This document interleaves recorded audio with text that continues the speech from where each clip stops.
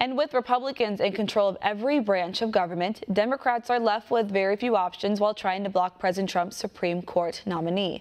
One America's Salvi takes a look at how Democrats may be using upcoming midterm races to strike down a nominee.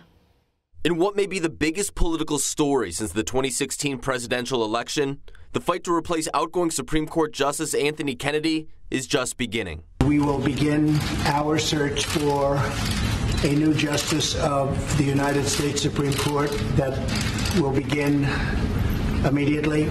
President Trump is expected to name his next Supreme Court nominee on July 9th, with Senate Majority Leader Mitch McConnell saying he wants to hold a vote prior to the November midterm elections.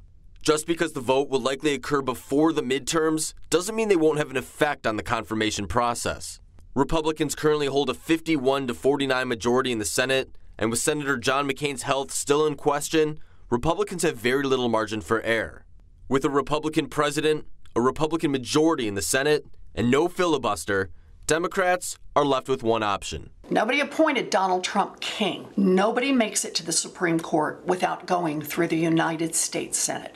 So the real question in front of us is whether or not there are any Republicans who will join the Democrats in turning back an extremist nominee from Donald Trump. So where do Democrats look? One candidate is Nevada Senator Dean Heller, a Republican running for re-election in a state Hillary Clinton won by 3 points in the 2016 presidential election. Democrats could try to increase the political pressure in the state in order to make it more advantageous for Heller to side with Democrats than with President Trump. But perhaps the more likely candidates are those that aren't running for re-election. With abortion expected to be a contentious subject in the process, Democrats will most likely look to pro-choice Republicans who don't have to face GOP voters come November.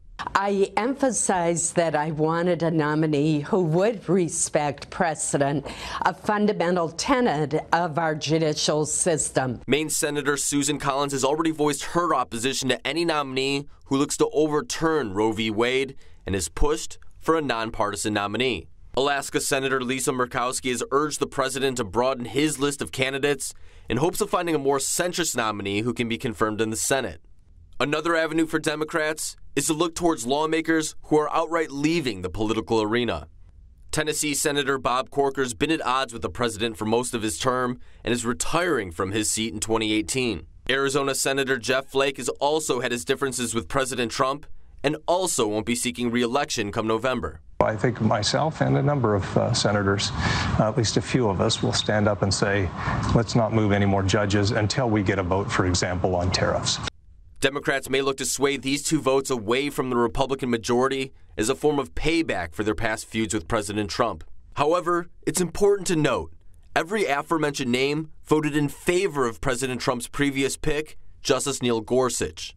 On top of Democrats needing to sway Republicans, they also need to stand united, which may prove to be a hard task for the 10 Democrat senators running for re-election in states that President Trump won in 2016. Salvi, One America News. Want to see more videos like this? Click on the link below and subscribe to One America News on YouTube, and call your cable provider and kindly demand that One America News is added to your lineup. Call and subscribe today.